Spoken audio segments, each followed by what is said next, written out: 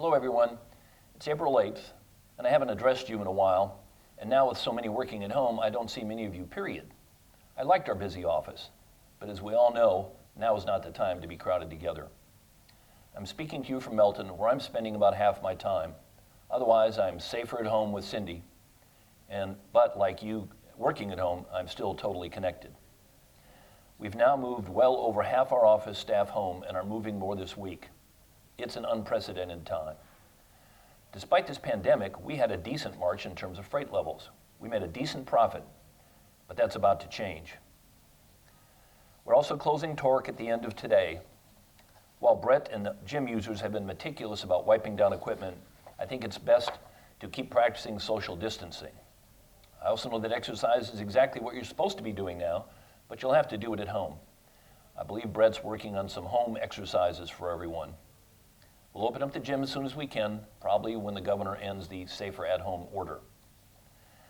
Now, after listening to other business leaders, our president, and health officials, I expect the next few weeks and months will be very difficult. The shock to the economy from closing restaurants, hotels, and airlines is going to be huge. Freight will slow. So what do we do with this hand we've been dealt? My overall job is to keep the company financially healthy. I've been in constant meetings with the department heads, speaking to our bankers, our senior advisors, and as I mentioned, other trucking CEOs. We've decided to delay our full truck and trailer order until it's clear to us that business conditions are improving. By delaying those orders, we'll also avoid a bunch of debt and the expense of getting drivers to Tulsa to swap out the equipment. We'll still be taking 250 new trucks and 265 new trailers, and most of them will be in by the end of July. We are suspending the company's 401k match at the end of April. It won't affect your take-home pay, but it will save the company quite a bit of money each month. Once again, I hate this, but we'll restore it when it's clear that conditions are improving.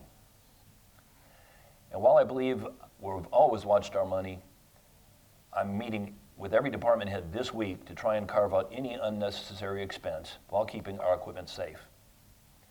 In times like this, there's added pressure on our sales and operations department. We've got to keep our trucks busy and keep freight rates from collapsing. I know everyone in those departments knows this, but it's going to take extraordinary efforts to be smart, know who to call, pound the phones. Every load counts. The toughest time I've been through was the 2008-09 financial crisis and recession. It was a very rough 18 months for our company. Many of you will remember that painful time as well. These are very difficult, never before seen times. It's completely normal to be feeling anxious and concerned about your family, your own health, and about Melton. The safer at home orders throughout the country have brought most economic activity to a standstill. It's always good to remember what our vice president holds up a lot, 30 days to slow the spread. I practice it, and I want each of you to do that as well.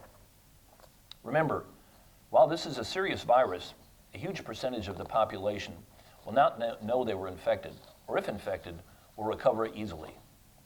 Vulnerable and compromised seniors are most at risk. Stay home if you feel sick. Wash your hands often. Stay safe. Have faith. Together, we'll be fine.